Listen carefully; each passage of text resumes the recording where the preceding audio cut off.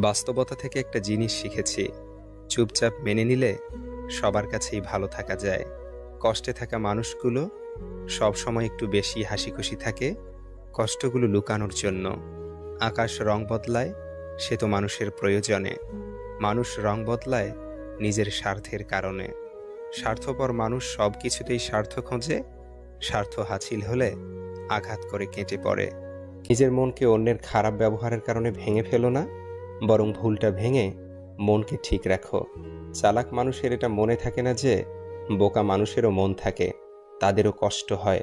কাউকে বাধ্য করো না কথা বলার জন্য, তুমি চুপ থাকো আর বুঝিয়ে দাও তাদের ছাড়া তুমিও থাকতে পারো।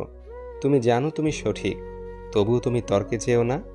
মানসিকভাবে স্ট্রং হতে গেলে নিজেকে ভাঙতে দেখতে হয়, অনেক কিছু হারাতে হয়, নিজেকে কান্নার জলস্রোতে ভাসাতে হয়।